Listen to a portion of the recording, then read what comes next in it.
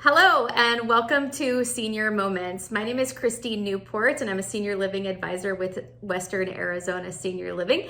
And this week for our Senior Moments interview, we have Melissa Henick from Jackson White Elder Law, and she's gonna talk to us about advanced directives. So Melissa, first of all, tell us a little bit about yourself and Jackson White. Absolutely, thank you, Christy. My name is Melissa Henick. I am an elder care advisor, which is pretty much just a fancy way of saying that I'm a social worker who works for a team of elder law attorneys. Basically, my role at Jackson White Elder Law is to serve as a resource to the community. So I am able to help provide education as well as empowerment and encouragement for professionals such as yourself who are needing information for clients or patients or residents, and then also for those individuals themselves or for their families to help them identify long-term care benefits, legal needs that they may have, such as estate planning that we'll be talking about today. And so my role is really just to be an educator and an encouragement to others. Yeah, and you've done such a great job. You've been a great help to us, and I know so many other people in the community. So our questions for you today are about advanced directives. So what exactly are advanced directives? So advanced directives is simply a term that is used to discuss powers of attorney and the living will and the do not resuscitate order. Specifically, it is related to healthcare power of attorney, mental health care power of attorney, the living will, and then also the do not resuscitate order. We oftentimes lump the financial power of attorney into that because it is an important document, but officially an advanced directive is healthcare related. Okay. And I just want to point out that what I love about the terminology advanced directive is that it includes a hint related to these documents, and that is that these documents must be done in advance of being needed. Otherwise, you basically are waiting too long. These are not documents that you do in the midst of a crisis or the heat of the moment. Right. In some cases, people can pull that off. But in other cases, if you don't do them in advance, you simply have waited too long, and now you're looking at a much greater expense associated with getting your affairs in order. Right. And then it's a little bit too late. You may not be able to do all of the things that you want to do and how you want to do it, and have your own wishes in order for that. Absolutely. So who are advanced directives for? Any adult. Any adult. Any adult, yes. Advanced directives are not, and pardon me, no offense to anyone, but they are not old people forms. Right. And sadly, most people perceive them in that light. So when we finally start thinking that maybe we should get our affairs in order, some people, maybe they're in their 60s. I've seen people as old as their 80s and 90s who do not have these documents in place. And these documents are really intended for anyone who is over the age of 18. In the United States, we take our right to make our own decisions very, very seriously. And so once you turn 18, there is nobody who has the authority to make a decision for you unless you have granted them that authority, with the exception of surrogacy, which we'll probably talk about in a few moments. So I'm not going to get into that right now. But the reality is these documents give every adult who has capacity, the ability to make their own decisions, it gives them the opportunity to select the decision maker of their choice, an alternate decision maker, to help them when they're no longer able to do that for themselves.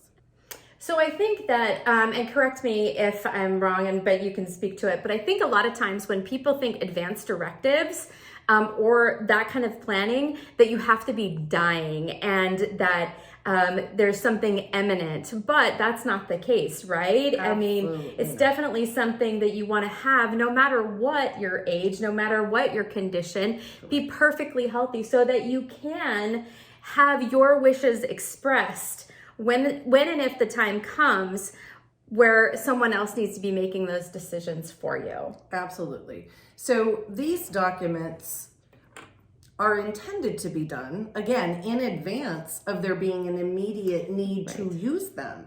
And so none of us is guaranteed tomorrow. Nope. I'm not, you're not. And so the reality is anything could happen anytime Right. to any one of us. And if these documents are not in place, then basically we have not named an alternate decision maker. Right. And now we are at the mercy potentially of doctors treating us, of a judge making that decision for us. Our family's hands are tied with regard to being able to help us. There is no,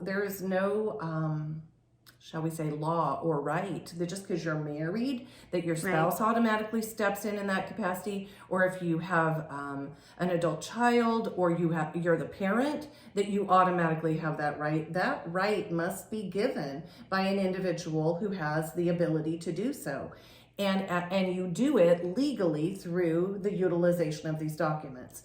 So the reality is, with no guarantee for tomorrow, these documents truly are for any adult living in the United States. We should have, well, anywhere in the world, Right. but specifically speaking from the United States, that we should all have these documents in place. Yeah, perfect. So next question. Can someone with a dementia diagnosis complete these types, an advanced directive? Absolutely.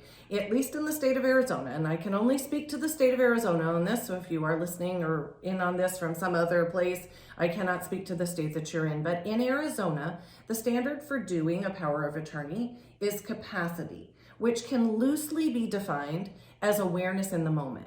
So if I know who I am, and I know the person that I want to name as my agent, and I understand that by signing this document that I am giving you that authority to serve as my decision maker, I can legally sign a power of attorney in the state of Arizona. So it is definitely something where an individual in the early stages of dementia, probably no doubt they could do these documents. Okay. Even in the mid stages, they likely could do them. There are some people who the cognitive problem simply exceeds their ability to even understand those basic concepts, and now it is simply too late to do them. So the standard for powers of attorney is capacity, and then if you no longer have that capacity, then you have another choice, but it's not these documents. So who would determine capacity? If it is questionable, typically it would be a doctor that would be weighing in on that. But I will say that all of these documents must be witnessed, and the financial power of attorney also must be notarized. And so there is also that added accountability or oversight that you have other people that are weighing in on whether or not they thought that you knew what you were doing at the time that you were signing them. But obviously, if it's extremely questionable, it should be a doctor that would make that determination. Perfect. Okay, so why are, I'm just going to go through a list here of why these different documents are needed and what's important about them. So explain to us a living will, why it's needed and why it's important to have it. Okay, absolutely. So a living will has nothing to do with who gets your stuff when you pass away. And it's very confusing because the terminology is very close to that of the last will and testament, which is what does designate who gets your stuff when you're gone. A living will is actually your written declaration, shall we say, of what you want by way of life support if you are in a terminal, vegetative, or comatose state. So this is the document on which you state that you want absolutely everything possible done to keep you alive as long as possible, all the way down to just keep me comfortable and let me go. So it's a continuum, and you can choose along that continuum what you do and do not want by way of life support. Okay, so in the living will, or is it separate, do not resuscitate or a DNR? Is that? So it is a separate document. Okay. So the do not resuscitate order, which is also a pre-hospital advance directive, that's its official term. It will always be on orange. Yes, it will always be on orange paper. It's only legal if it is on orange paper, if it has a current picture of you, and if it is signed by you and your physician. That is what is required to make it legal. Okay. That do not resuscitate order acts similarly to the living will except that it's intended for a different group of people. Okay. The DNR, or Do Not Resuscitate Order, is specific to emergency responders. So Okay. if something happens at home or wherever, typically most people with a Do Not Resuscitate Order are at home. Most of them are housebound people. Okay. I want to just state for the record that a Do Not Resuscitate Order is not for everybody. These other documents we're talking about, they are for every adult. The Do Not Resuscitate Order is really intended for a chronically ill, terminal individual. Okay. So it is somebody who is very sick and is not expected to get better. Okay. Whether that is a cognitive illness like dementia, whether it is advanced Parkinson's, whether it is terminal cancer, it could be any number of things. But typically, most people with a DNR are pretty housebound. So the DNR is posted on your refrigerator because the assumption is you're going to be at home when you use this document. Okay. So typically you're not out in the community running around with an orange sheet tucked in your pocket or something, okay? You've got it on your refrigerator at home, but it is specific to the emergency responders. So if you were to have some sort of medical crisis at home and 911 was called, that document is exclusive to the EMTs, the paramedics, the fire department, things like that. Whereas the living will is specific to the medical community, as in the hospital, the skilled nursing facilities, things such as that, your doctor's office. So if I'm understanding you correctly, a living will would, let's say I was in an accident, right? The living will would establish whether or not I wanted to be resuscitated? No. Okay. The living will would, so the EMTs are not going to look at a living will at all. If you offer a living will to emergency responders, they're going to ignore it. It's not specific to them. It's specific to the other medical professionals. Got it. So if you were to be in an accident and you're on the side of the road and obviously 911 has been called and the paramedics arrive and you, for whatever reason, your heart's not beating, you're not breathing, they are going to resuscitate you. That is their job. They are liable for doing that. That's a responsibility. It's when you get to the hospital then, if your body is still continuing not to breathe on its own, it would be at that point that the living will would be implemented if you had selected that you do not want artificial resuscitation, artificial respiration, things such as that. Got it. So DNR is separate, orange paper, put on your refrigerator, and it's specifically for someone who has a chronic long-term illness that would cause them to probably be at home when something were to happen. Correct? Okay. That's correct. Awesome. Okay, so what is needed for health or mental health financial paperwork? Sure. So there are 3 powers of attorney in the state of Arizona. We have a healthcare power of attorney, a mental healthcare power of attorney, and a financial. The healthcare power of attorney is the document on which you state your decision maker with regard to any type of medical treatment, which would include hospitalization, surgeries, medications, and it also includes placement in a long-term care facility. Your healthcare agent has the authority to make that decision on your behalf. Now, in Arizona, we have a separate document called a mental healthcare power of attorney.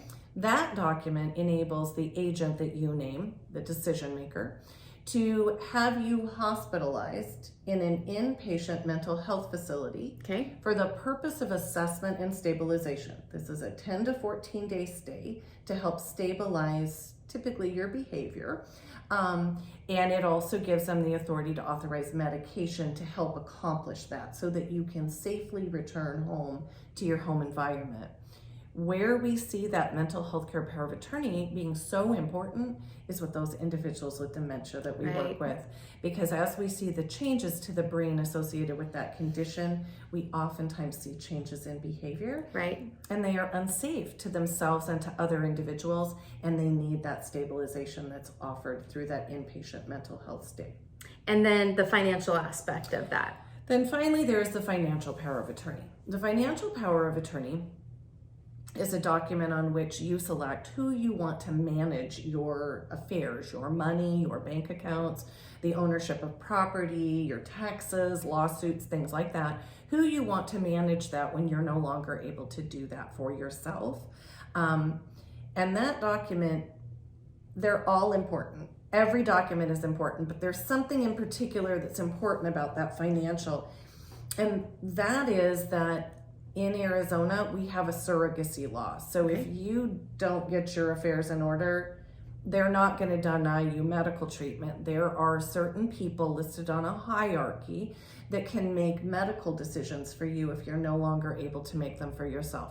They can't make the mental health ones, but they can make the healthcare ones. So for instance, that accident that you were in, Right. You didn't have your powers of attorney.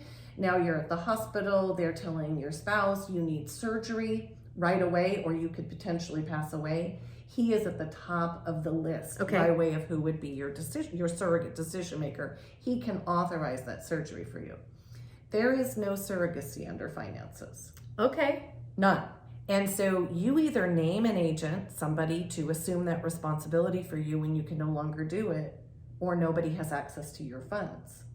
So what if you have dementia, you lose capacity, you just no longer are able to manage things for yourself? You maybe are already even in a care facility because it's become apparent that that's what you need. And now you can no longer pay your own bill, and you didn't name anybody to write the check. And so nobody has access to your funds, and you're racking up a huge bill that nobody can pay, even though you may have funds in the bank, but nobody can access them. So then that begs the next question. What then? Exactly. The what then is a lot more expensive than powers of attorney, let me tell you that. So the alternative to powers of attorney is guardianship and conservatorship. Okay. But guardianship and conservatorship is the formal revocation of your right to make your own decisions, and it is a decision that can only be made by a court of law. And so you've got a great deal more expense involved. You have to have doctors who are willing to put in writing that you no longer have capacity, assuming that you don't, because that is a criteria for guardianship and conservatorship. It's not just an alternative to powers of attorney. You have one choice or the other. If you have capacity, you do powers of attorney. Mm-hmm. If you do not have capacity, so you are incompetent or incapacitated, then the only option available to you is guardianship and conservatorship, and that is a court process. You have to file for it. You have to attend hearings, and so typically, where you can do powers of attorney for next to nothing in certain circumstances, when you start talking about guardianship and conservatorship, you're talking about hundreds, if not thousands of dollars associated with the cost. And I would assume a lot of time too, because it's not like you're going to get a court date and you're going to get in there right away, and there might be like an emergency situation because you're incapacitated, and it's just a whole other thing. We've been through it. We know what that looks like. And yes, there is emergency guardianship, which is quicker, but it's also temporary, basically. It's just a preliminary thing. And the courts are really tightening down on the reasons for that. So basically, most emergency guardianships are only granted if you are either stuck in a hospital, you can't go anywhere because no one has the authority to get you admitted anyplace, that, or you need an emergency mental health stay. Those are about the only reasons now that the courts are granting emergency. So you're talking about several weeks to go through the full-blown guardianship and conservatorship process. And you have to remember that the individual that you're filing for, that individual's assigned an attorney. You can hire your own attorney on your end in fighting for that right to make that person's decisions. And then if you have a sibling who doesn't think you're the right woman for the job and thinks they are, they can apply as well. And now you have a contested guardianship and conservatorship. and it will be much more expensive, and it will take a lot more time. A lot more time, and that's not what we want. Especially, I think one of the biggest things for advanced directives is what I tell my clients anyway is we want to honor your choices, whatever your choices are. But if you don't tell us what your choices are ahead of time, That's right. somebody else makes those choices for you, and so that can be really difficult. And putting family and loved ones in that difficult position of trying to make the best decisions. And yeah, you might have other siblings, other family members that are, well, I don't like this idea, I don't like that idea. So one of the main reasons I feel to be able to have those advanced directives, and as soon as you're 18, for sure. Absolutely. And one thing that I'd like to add to the healthcare power of attorney, because the point that you make is very valid with regard to the fact that you may have loved ones whom you trust implicitly and would have wanted to help you in this capacity, but nobody automatically has that right. So you have to do the documents, you have to take the proper steps to get your affairs in order. And one of these documents, all of these documents pass away with you, basically, because deceased people don't need to make decisions. They don't need a decision maker anymore, with the exception of the healthcare power of attorney.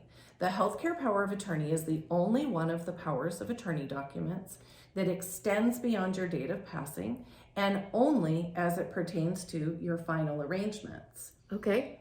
Here is the sad reality. If you do not have these documents done and you pass away, they are going to go to your next of kin for the decision with regard to what is going to happen to your remains. If you are not married, then it's your children. And if you have multiple children, they will probably require that they all agree on the course of action, whether that be burial or cremation. So if you wanted to be cremated, and you have one kid who's the holdout who says, oh no, mom would have wanted to be buried, she wouldn't have wanted to be cremated, you're not going to be cremated. Because cremation is a permanent process, there's no reversing it. And so the funeral homes will not complete that without the consensus of the family, or the family ends up going to court to get a judge to weigh in on that. And again, we're talking about a lot of additional expense, a lot of additional time.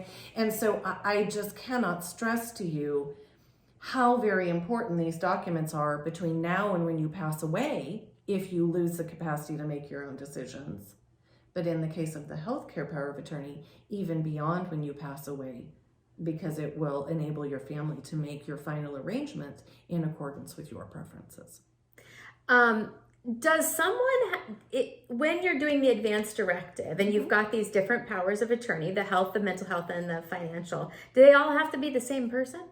Absolutely not. So we always recommend that you have a primary agent and a secondary agent. Okay. You want a plan A and a plan B, basically. So your primary agent is plan A. That's the person that they'll call on first. If that person is unable or unwilling to serve in that capacity when the time comes, then you have a secondary agent who serves as plan B. Most people name their spouse if they're married, and then they'll name a child, usually in second position, or a niece or a nephew or a sibling or something like that. You do not have to name family. Okay. So if you have trusted family, then absolutely you would want to name them.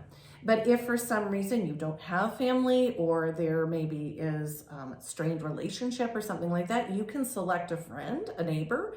Obviously, it needs to be someone you trust to act in your best interest, but you can select anyone. And something creative that I've seen a lot of families do, which I think is fantastic, is where maybe it's a widowed parent and they have one child who's in the healthcare industry and another child who's a banker or an accountant or whatever. They will name the financial child, shall we say, the primary financial agent, and then they'll name the other one secondary usually. And they'll name the one that has the medical background as the healthcare and the mental health care agent, naming the other one as secondary, which I think is really smart, because managing someone else's affairs in addition to your own is It can be a very demanding and difficult job. And so selecting the right person for the job who has the skill set and also spreading the responsibility out Right. as compared to putting it all on one individual,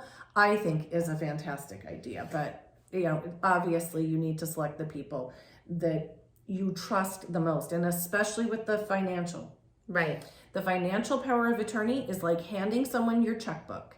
And if I wouldn't hand Christy my checkbook today, I don't want to hand it to her when I no longer know what's going on for certain. Right.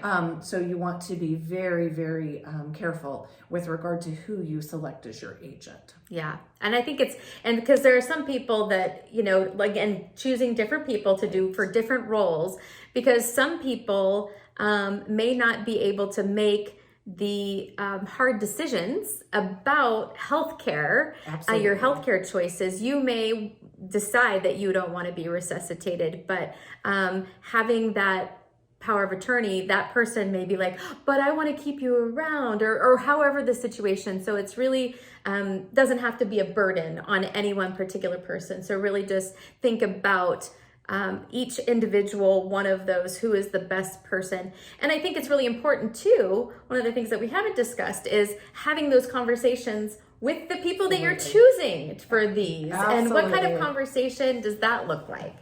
So there are two barriers to people getting their powers of attorney done. Two primary ones. There's lots of them, but there are two primary ones. One is that the parent doesn't want to acknowledge, or that the individual doesn't want to acknowledge that they're getting older and maybe not doing quite as well. Two, it's the kids who don't want to acknowledge that maybe mom or dad are slowing down. And so having that conversation is extremely important. But I do find that there are some families that that's a very uncomfortable conversation for them. They do not feel comfortable discussing it. You should always let the individual that you are leaning toward, naming as your agent, you should let them know that. You should ask them first if that is something that they are willing and able to do. And by all means, you should talk with them about their preference, or about your preferences, because an agent's authority is to actually act in accordance with your previously spoken desires or wishes, not to go contrary to that. And so if they don't know what you want, then it makes it very difficult for them to make those decisions when the time comes. Or if they do have like a contrary thought process or belief system to what you've laid out, you want to say this, and this, and this. You think you can handle it? Right? And you made a very good point a few moments ago about maybe there's a child who's not ready to let that parent go, and so they want you on life support. If there's any possibility that you could pull through when you never wanted to be on life support. So I will tell you that healthcare power of attorney and that living will are companion documents. They're like a married couple that likes each other. They should go everywhere together. So if you are in a comatose state, obviously they'd be calling on your healthcare agent to serve as your decision maker, but they should be asking for the living will in combination with that document, because that document, that living will document, states what you wanted. So it's not your agent's, shall we say, right to make a decision contrary to what you wanted. They are to act in accordance with your wishes, and those documents together add that accountability to ensure that there's a greater chance of that happening. When you file or complete an advance directive with those different powers of attorney, is that something that you should review and redo and re-update like every 5-10 years? Or it's like, if you set it and forget it, like how does that work? Basically, that's a good timeline. Every 5 to 10 years, you should be reviewing it and potentially updating it. If you've relocated from another state, so you have out-of-state powers of attorney, I would encourage you to get those updated as soon as possible. They're not invalid. You can still use an out-of-state power of attorney anywhere else, but every state has their own statutory language. And so if I have a power of attorney from California, it will not give my agent as much authority in the state of Arizona to serve in that capacity of decision maker. Additionally, every now and again, the state legislature gets this great idea that they think they should revamp something and change the law a little bit. They'll tweak a statute. So if I have something that was written 10 years ago and there have been changes in the statutory language, again, my agent may not have as much authority as they could if I had a current document. Additionally, things happen. So maybe I named my daughter and my son-in-law and they divorced. Yeah. Or maybe I divorced and I named my spouse. And so obviously you would want to update those documents to reflect your current life circumstances. Perfect. So once we've completed our advance directive, then what? File it in a safe place. You got to get it notarized, yeah, right? Well, that's part of getting them signed. Okay. So just as a quick addenda to our discussion of what the documents are, the healthcare power of attorney, mental health care power of attorney, living will, and do not resuscitate order simply require your signature, typically in the presence of a witness, and then the do not resuscitate order also requires your doctor's signature. So those documents... The orange document, I'm sorry. The orange paper it has to also be doctor. requires your Okay. doctor's signature. Okay. The other documents that I just mentioned, they do not require notarization. You can notarize them, but you're not required to notarize them for them to be valid. Okay. The witness cannot be anyone related to you. Okay. It cannot be a caregiver. It must be someone over the age of 18, and it should not be someone who stands to inherit anything from you. Conflict of interest there.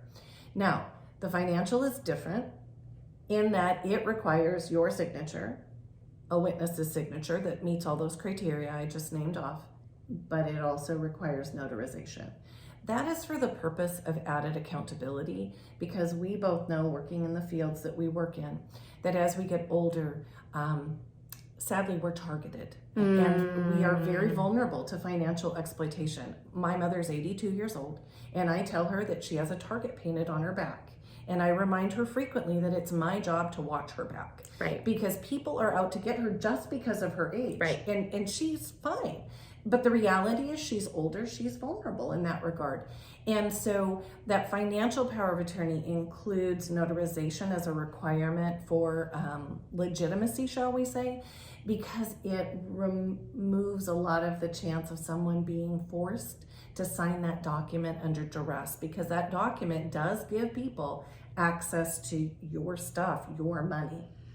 And kind of validates who that person is in the space of things too. So Correct. it's not done And- on the sly. And another difference with the financial power of attorney that I think we should point out here is that all of those other documents that I mentioned that we've been talking about, they only take effect or can be used by your agent to make decisions for you when you no longer can make your own decisions. They only take effect when you no longer have the capacity to make your own decision.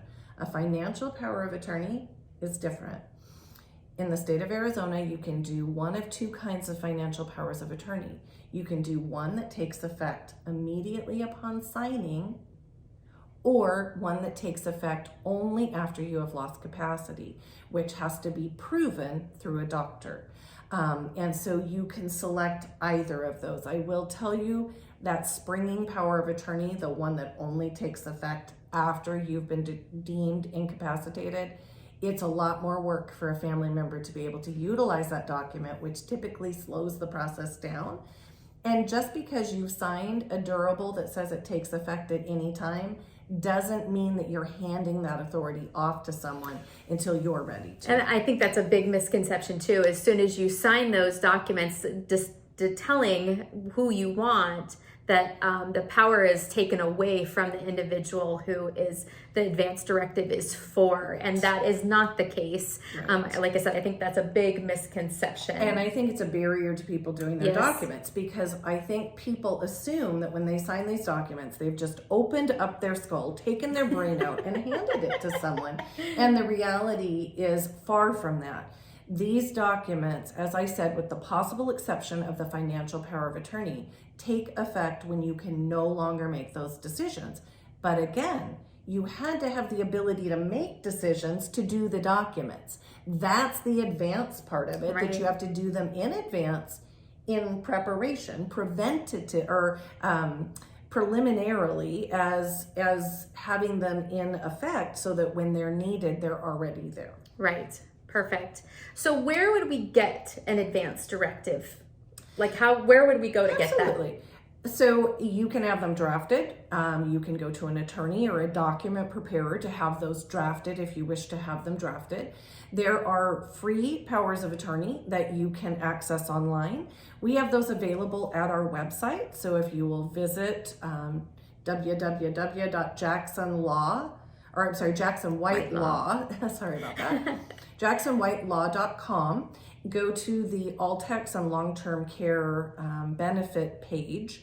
Then up along the toolbar, if you go to resources, you can drop it down, and we have a full advanced directive packet that looks like this, and you can download it for free.